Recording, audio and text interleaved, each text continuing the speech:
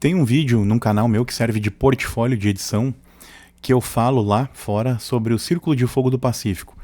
Tudo bem que está em outra língua e na época, obviamente, eu editava para esse canal.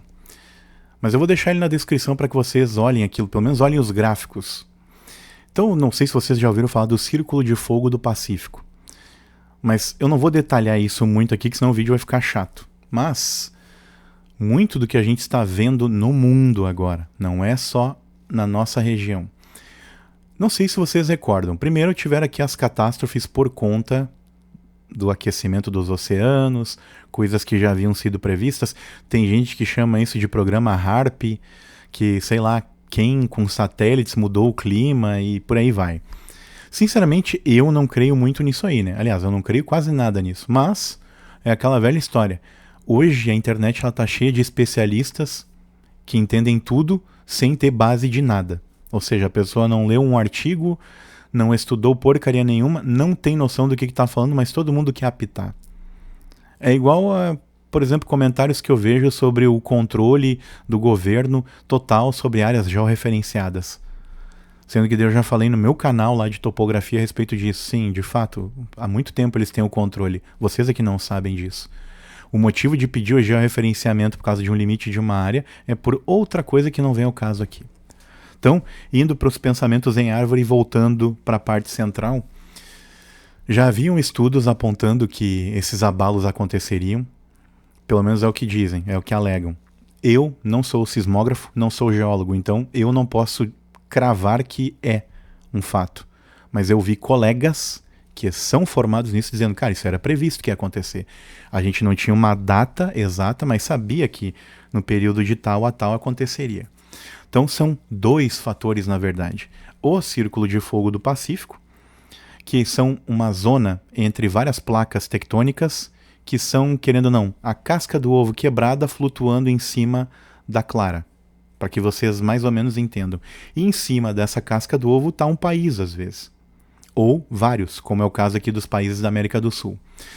Como a Venezuela está muito próximo lá daquela falha, ou seja, da divisão entre uma casca de ovo e a outra, o que aconteceu é, lá houve um abalo, motivo, atrito entre placas, ou algo próximo a isso. Que nós também sabemos, é um local geologicamente muito ativo. Afinal, extração de petróleo, minério, toda hora o pessoal está revirando lá o solo.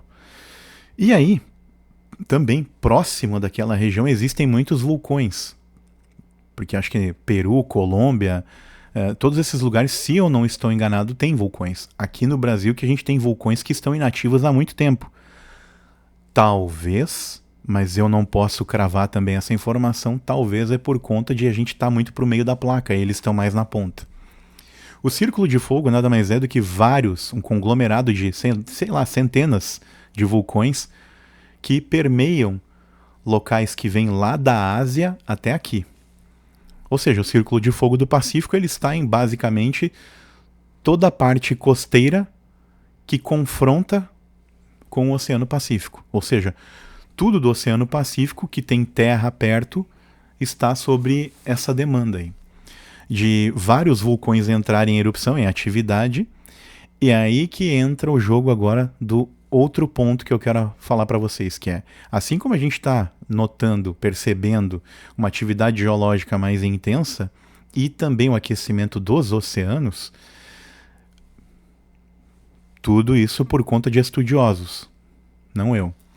Na contrapartida, a gente tem muita gente aí do tarô, da astrologia, sei lá o que, das energias, o que eu acho que a gente tem que ouvir também esse pessoal, porque assim, se a gente durante 30, 50 anos acreditou numa TV monopolizada, que pega dinheiro de governo, que é o meu dinheiro e o teu, que é pago para falar coisas que os governos pedem, justamente para manter as pessoas sob controle, e a gente acreditou nisso durante 50, 30 anos, aí tem gente que acredita piamente nos pastores, que já foi comprovado, os caras pegando o dinheiro, jogando em cima do iate e cometendo aquela blasfêmia de chamar o povo de um monte de coisa, mas continuar pegando o dinheiro deles.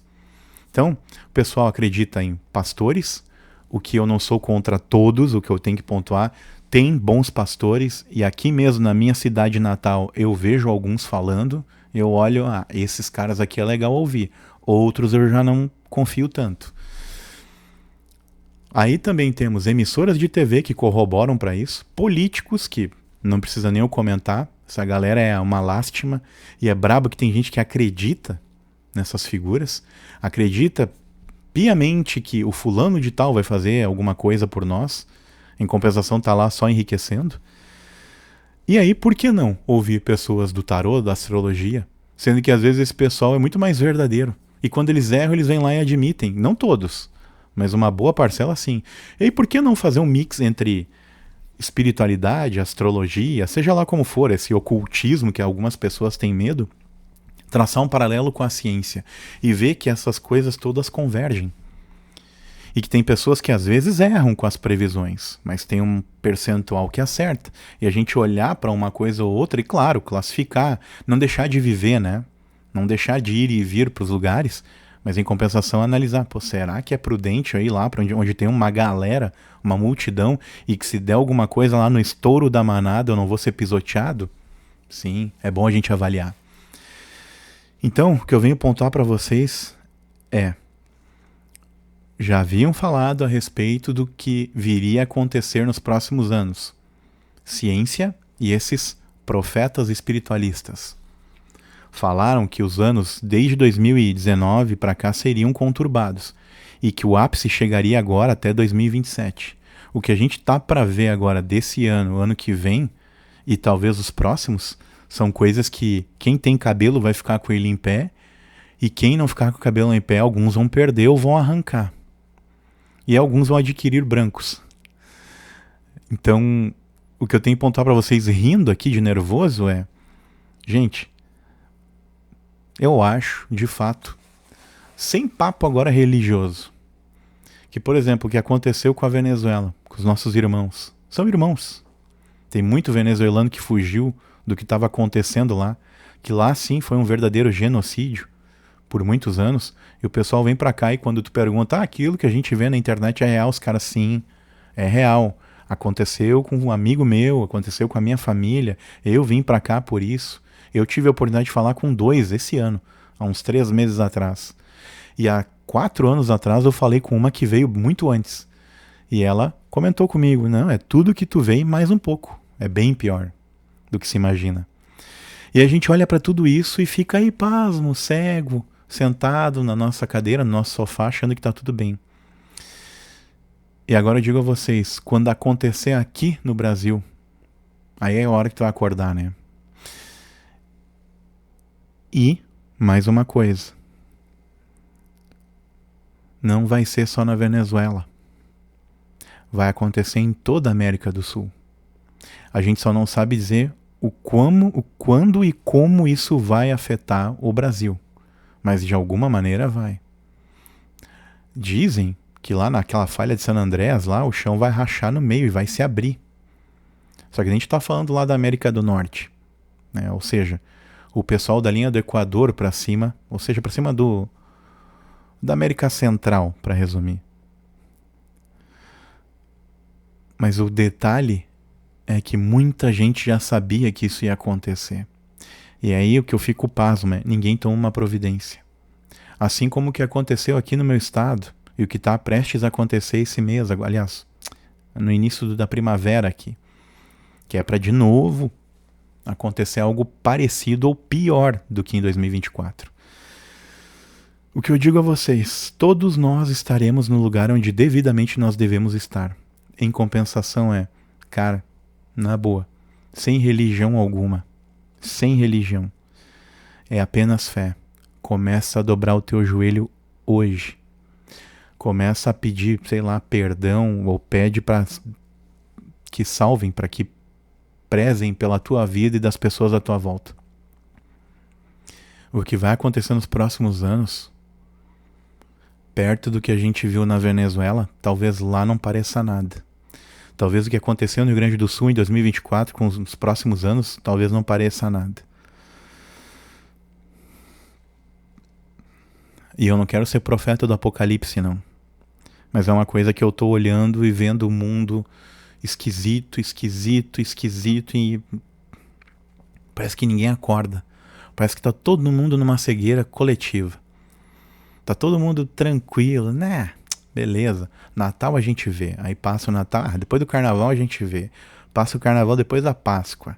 Passa a Páscoa depois da festa junina.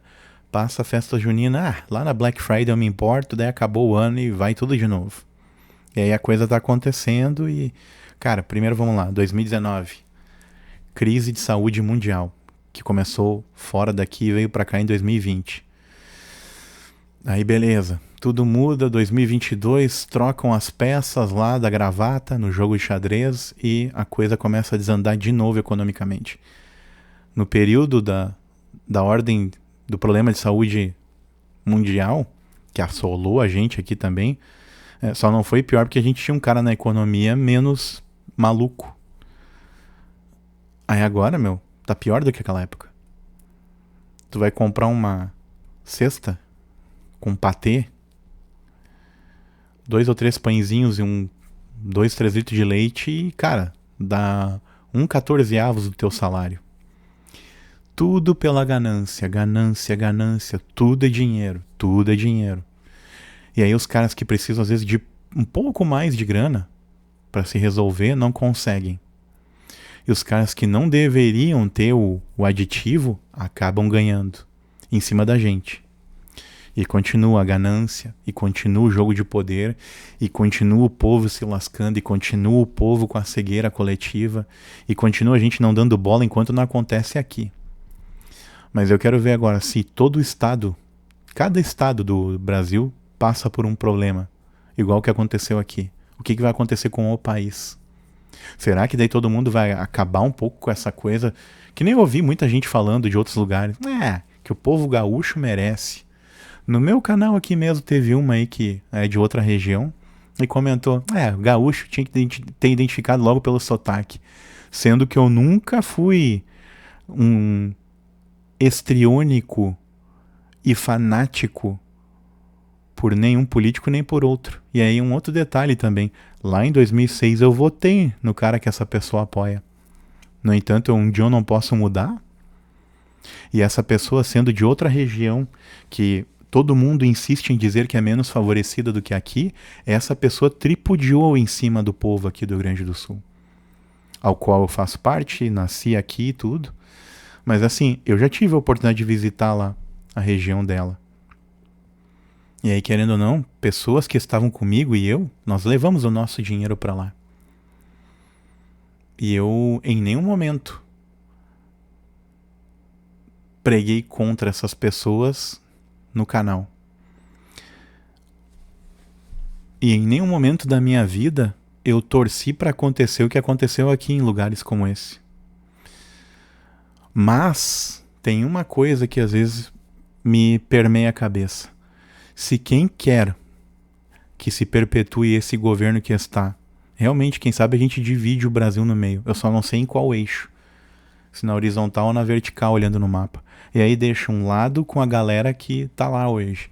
No outro, bota um outro cara. Mas um outro cara que a gente pode tirar e colocar quando a gente bem entende. Não precisa ser as figuras que vocês estão pensando aí. Pode ser outro. Mas a gente, quando não tá feliz, a gente vai, não, troca, não tá legal. Pode descer aí o fulano e colocar outro. Não tem essa de 4 anos de eleição, não. Quando a gente achar que tá ruim, vai lá, vota e cai fora.